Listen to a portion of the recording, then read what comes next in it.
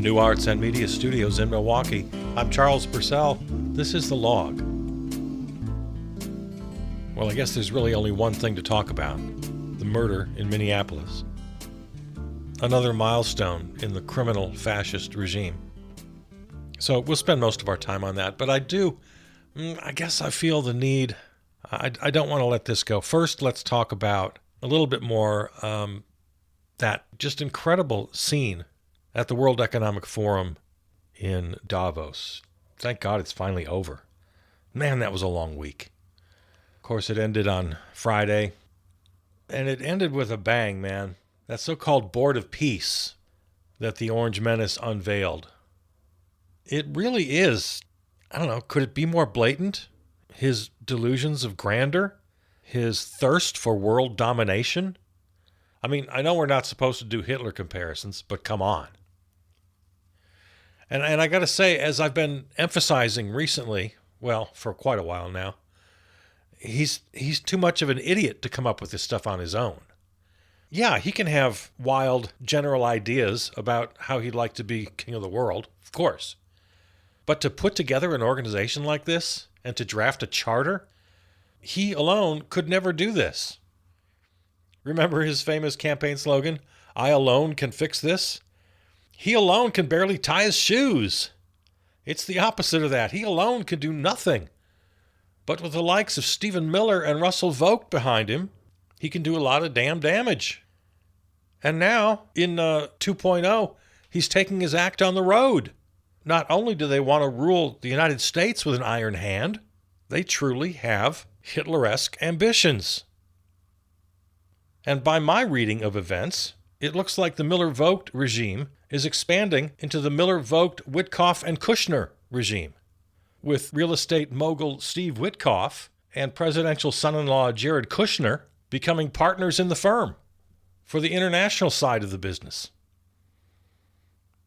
This Board of Peace is insane. Somebody had a pretty good post. Nothing says Board of Peace like having two founding members not show up to the signing ceremony because they would be arrested at the airport for war crimes. That, of course, accompanies a picture of Putin and Netanyahu, both members of the Board of Peace, and both indicted war criminals, according to the World Court. Yeah, this thing is nuts. The Board of Peace consists primarily of real estate developers and autocratic heads of state. No democracies to be found represented anywhere. He is the kingpin of the organization. It's drafted right into the charter. He alone, meaning, of course, the firm of Miller, Vogt, Witkoff, and Kushner, sets the agenda, defines the terms, has full and complete veto power, has the sole authority even to choose his own successor. So what do you call that? And of course, it goes well beyond Gaza. That was the origin story of this little playpen of world domination. But they made it very clear at the signing ceremony on the big stage in Davos, in front of the world, that we can, quote, do anything we want. And the plan, of course, for Gaza is to turn it into an ultra-modern playground for the rich of the world. Futuristic skyscrapers and beachfront property and resorts, and in the model of Dubai or the super cities in Qatar, his new favorite buddies on the world stage. So the firm of Miller, Vogt, Witkoff, and Kushner, I'm afraid, are going to be part of the story. I don't know. Could be for a while. Unless they faceplant, which is another absolute possibility, and let's just hope for that. The Orange Menace had another comment or post, I forget which, late in the week, about serving a fourth term. That's the way he's putting it now. Because, of course, 2020 was rigged in his addled brain, so he counts that as his third term. And, from an objective viewpoint, it felt like a third term. I know with all that's going on, it's hard to remember way back a year ago or 2 years ago or 3 years ago. But for the entire Biden administration, 2021 through 2024, the Orange Menace continued to dominate not only the news, but actual governing, politics, because Miller Vogt continued to rule the Republican Party. So everything that happened in Washington, everything that happened in the nation, was impacted far more by the Miller-Vogt regime than by Biden himself or the Democrats in Congress. Oh, don't let me go down that road. Forgive me, I'm sorry. So this new international firm, Miller-Vogt, Witkoff, and Kushner, I'm hoping will just wither away into the shadows of history. All of this ridiculousness will just be a series of bar trivia questions at some point. There'll be topics for shows on the History Channel. And that day can't come soon enough. All right, well, let's get to it here. The murder in Minneapolis. The fascist regime has struck again. Coming soon to your town, no doubt.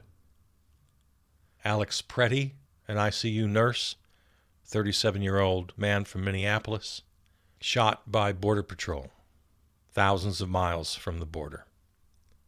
Several videos emerged over the day on Saturday. I've watched them all.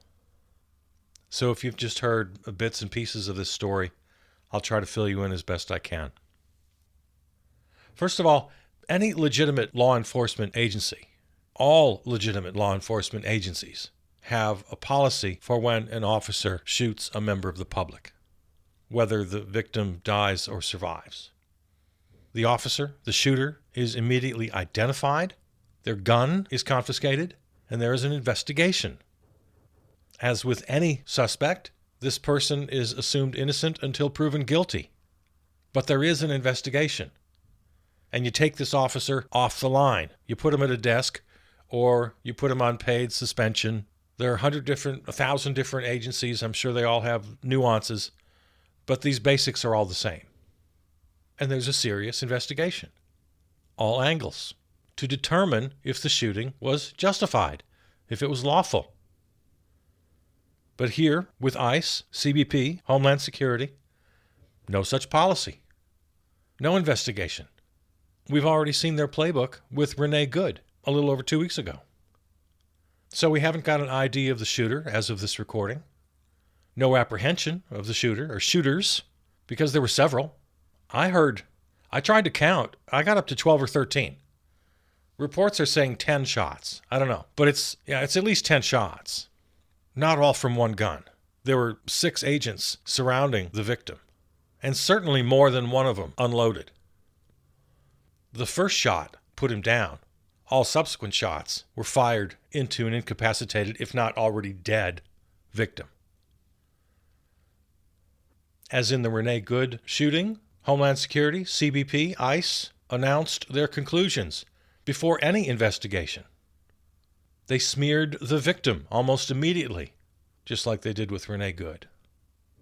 Also following the playbook, they're not cooperating with local law enforcement. In fact, the federal agencies are openly impeding local police efforts. They literally blocked local cops from the crime scene, just like they did with Renee Good. In the case of Renee Good, they actually impeded local medics. They blocked them. They smeared the victim here immediately, made their conclusions without any investigation. Department of Homeland Security declares itself the only legitimate investigation, squeezing out not only state and local authorities, but even the FBI. Kristi Noem, apparently with the blessing of Attorney General Pam Bondi, has even shut out the FBI. In the murder of Alex Pretty, just like the murder of Renee Good, the murderers fled the scene. Now, all of this is just incredible. I mean, I know this much just by watching reruns of Dragnet, for God's sakes. That you secure the crime scene, you collect physical evidence, you question people involved, you question witnesses. None of this happened. Quite the opposite. They did nothing to preserve the crime scene. They did zero on-the-spot investigation, witness interviews. No, they fled. They jumped in their cars and they fled. Now, the good citizens of Minneapolis were there, as they have been now for months, giving witness. They attempted to hold the murderers. They literally had to use armored vehicles to get the hell out of there. They deployed chemical agents, tear gas, and that hexaclox, I forget what it's called, that military toxic chemical that they're using to escape the crowd. The nonviolent crowd, I will add, all they were doing was trying to hold murderers accountable. So they lied about Rene Good. They lied about Alex Preddy. Because once again, deja vu, we saw it with our own eyes. Several angles, several videos. Just like they're lying about little Liam Ramos, the 5-year-old boy, and his dad. All lies. Eyewitness accounts directly contradict the Fed's version of all three of these cases. So who are we to believe? Come on. The party told you to reject the evidence of your eyes and ears. It was their final, most essential command. Greg Bavino, the little Nazi twerp in his Nazi trench coat, got behind the podium and lied, said the shooting was justified. This was immediately. This was within, I think it was within an hour or less of the shooting. He opened his little statement, for some reason, by smearing an immigrant, claiming, I guess, I think that the attachment to this story was supposed to be that the agents, the officers that were supposedly attacked, were on their way to arrest this dangerous illegal immigrant. So he went on at some length talking about the guy they were going to arrest, showed his picture, recited his rap sheet. Just unrelated and racist. Just because that's the way they have their fun. I don't know. And just not only lies, outrageous lies. Claimed that Preddy, who they hadn't named yet, didn't have a name at that point, claimed that he approached the federal officers, brandishing a gun, and was about to kill them all in what he called, quote, an intended massacre. He mentioned only one shooter, not by name, of course. There were at least 2 shooters. There could have been, 5 or 6. News reports, as I said, are saying 10 shots. I think I heard 12 or 13. So this is the scene that he described, a complete and utter fiction. And then, interestingly, he opened it up to questions. He was talking to the press, of course. And the first question was, well, we've seen videos. There seems to be no evidence that he was brandishing a weapon. Could you elaborate on that? And it was only then that he falls back on the, this investigation is underway and that'll all be known. You just said that he came at you, intending to massacre the whole crowd. You just said that. But now he's backing off. It's under investigation. So that was question number 1. Question number 2 was basically a follow-up. Could you answer the first question? To which he pretty much just repeated himself and then exit stage right. Just ran out of the room. After 2 questions, which was really just one question, asked twice. Kristi Noem, Department of Homeland Security Secretary, repeated Greg Bavino verbatim. Said without evidence that this looks like a situation where an individual arrived at the scene to inflict maximum damage on individuals and to kill law enforcement. Just like she did with Rene Good. Just made up a story. Kristi Noem claimed without evidence that the man shot and killed by her officers was a domestic terrorist. Same thing she called Rene Good. These people are not only liars, they're utterly shameless. Her criminal trial just can't come soon enough. And the criminal trials for the whole lot of them. The media, I spent most of my time with the local CBS affiliate in Minneapolis, and they did an excellent job of covering breaking news as the day developed. But generally speaking, the media failed as usual. Here's the headline from the New York Post. Man waving gun at feds attempting to arrest illegal criminal migrant in Minneapolis shot dead by agent, DHS says. Wow. Okay. Let's just repeat their lies and make it the headline. But that's the New York Post. What's supposed to be mainstream reporting, NBC reported, quote, Preddy approached ICE officers. What? That's a lie. They repeated the DHS lie without correcting it. Preddy did not approach ICE officers.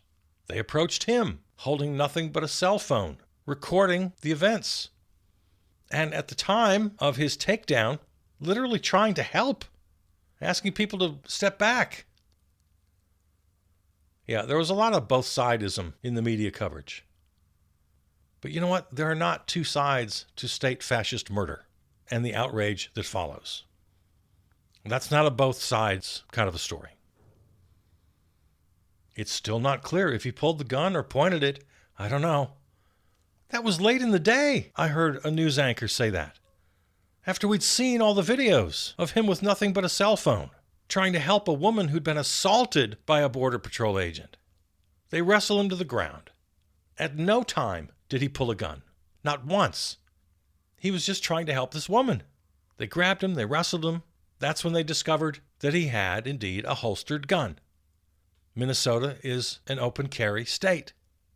So while a half a dozen agents have him on the ground, one of them beating him on the head with some implement. I couldn't see what it was. It was more than his hand, more than his fist. He was holding an implement in his hand, beating Preddy on the head. And then they see that he's got a gun holstered, concealed carry legal in Minnesota. They panic. They yell, "He's got a gun." An agent shoots him. Startled, they all back up. And then pop, pop, pop, pop, pop, 10 more shots. So Mayor Fry and Governor Walz of Minnesota and Minneapolis, once again in the limelight. I think they mostly said the right things on Saturday, except one area where I disagree with them. They kind of hold to the pretty standard rhetoric of when things are really starting to hit the fan, they ask people to go home or stay home. That's where I really disagree. No, don't stay home. Come on out, everybody. Everybody go out. Speaking of going out, there were over 50,000 people on the streets of Minneapolis on Friday, and not one single incident. No violence. None. Zero. Because, as you and I have discussed many times, when there is violence, it is always at the hands of right-wing agitators, troublemakers, or the cops themselves.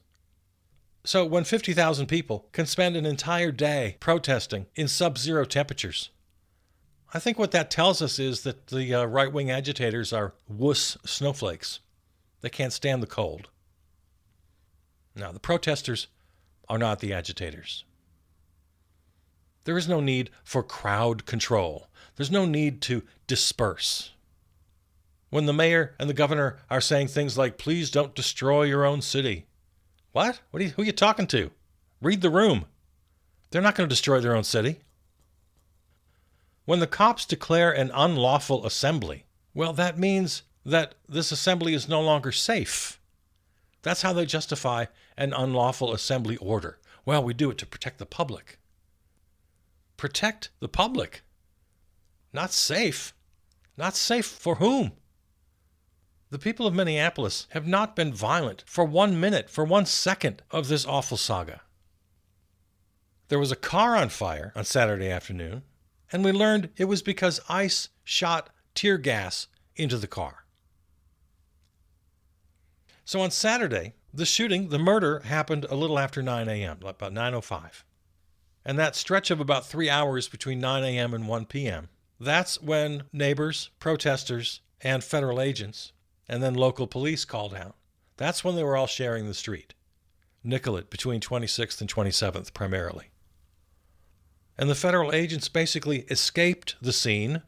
Took them a while, again, through tear gas and armored vehicles. They were out of the neighborhood by about 1 p.m. And then once they were gone, the crowd reclaimed the area, the whole intersection, the whole block. And the crowd grew, and there were no cops to be seen. Was there violence? Were there car fires? Were there gunshots? No. 100% peaceful. So that's how Saturday went.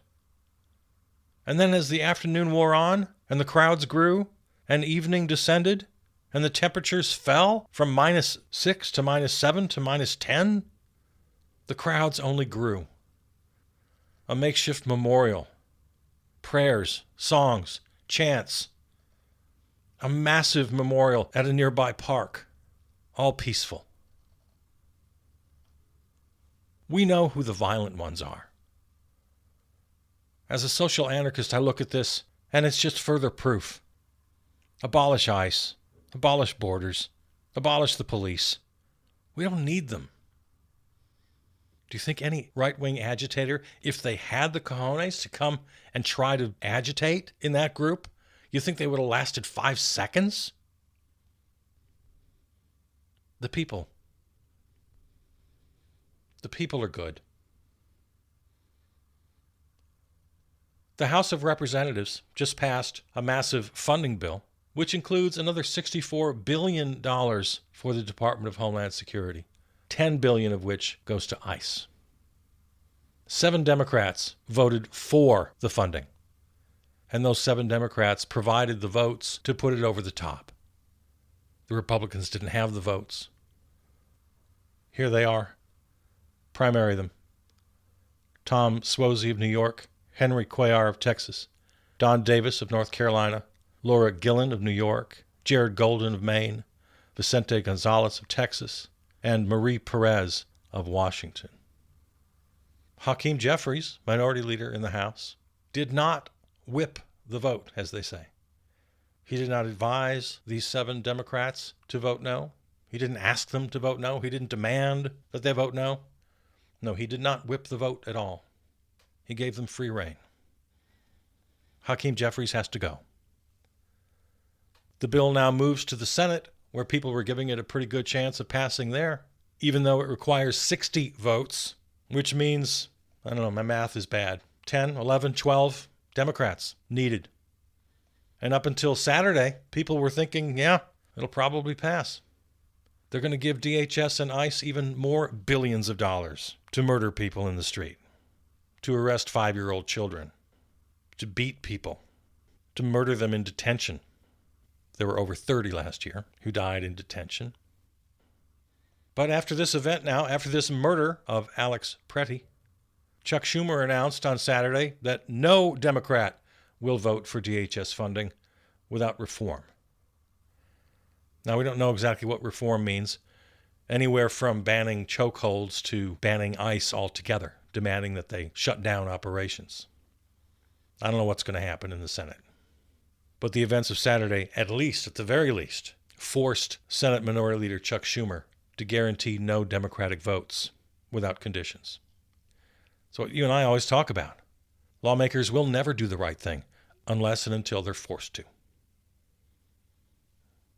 There is no working with the regime. There's no compromise. There's no middle ground. There's no cooperation. There's no working with the fascist regime. Right now, it's nothing but an all-out fight. And for the Democrats of Congress, and especially for local and state governments, it means fighting with all the tools at your disposal. Democratic senators especially have great power to slow down the gears of Congress. Stop granting unanimous consent. Hold up nominations. Deny promotions and advancement. Remember when Republican Tommy Tuberville single-handedly put a hold on all military promotions for over a year and a half. A single senator under our system has enormous power. Democratic senators need to start using it. Local and state governments build up, fund independent parallel services, the services that federal programs are no longer providing, or they're threatening cuts to so-called blue states. It's already started. There's more to come. Yeah, these are the tactics of the so-called soft secession. Withhold federal tax payments, especially withholding federal tax payments, because, of course, blue states are the states that pay in. Its red states are the states that take from the federal budget. Total non-cooperation with the feds. An all-out barrage of lawsuits. Members of the House and Senate, state attorneys general, governors, city councils, anybody with any standing, get your lawyers busy. Flood the federal government with lawsuits. Force the courts to take a side. abolish the entire Department of Homeland Security. It was only established after 9/11, when lawmakers lost their damn minds, when they created an entire surveillance state. ICE was only created in March of the next year. Congress created it, they can destroy it. The executive branch, yes, has jurisdiction over ICE operations, but Congress established the agency. They can end it. They can defund. They can dismantle. ICE and CBP agents do not have absolute immunity, as claimed by the likes of Kristi Noem and J.D. Vance. Let's make that very clear. They have a certain amount of qualified immunity, like any other federal law enforcement, but that is absolutely limited, and it's especially limited for those agencies dedicated to migration. They have no powers over you and me. They're not law enforcement officers. They're immigration agents. There's a difference. So whatever level of immunity they have, it is severely limited. Again, flood the courts. These people have to face justice, and they absolutely will face justice. We're going to see to that. I'm seeing more and more in my media, in my feed, of people who no longer say, oh, this isn't who we are. No, they're recognizing this is exactly who we are as a nation. Not as a people, as a government. We live under a fascist government. There's no argument to be had anymore. There's no analysis or argument or is it or isn't it. We have to face the fact. And more people I've noticed seem to be facing the fact. There can be no doubt. We live under the thumb of a fascist regime. And we have to do everything in our power to fight it. Local and state governments, the courts, I've been through all of that.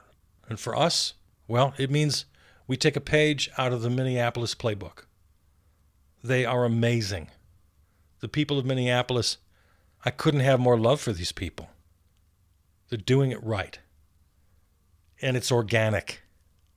It's everybody. They're showing courage and love and spirit. Don't wait for an invitation. Don't wait for some great plan. It's all just happening in Minneapolis, and it's got to happen everywhere. And that means for all of us, for our families, for our neighbors. It means setting up mutual aid. It means boycotts. It means strikes. It means civil disobedience. It means disruption. Yeah, take a lesson from the people of Minneapolis. Be inspired. 50,000 of them strong in sub-zero temperatures on Friday. Tens of thousands, again, sub-zero temperatures, streaming into the streets after another murder, demanding justice. Also on Friday, 1,000 businesses shut down, the largest general strike in memory.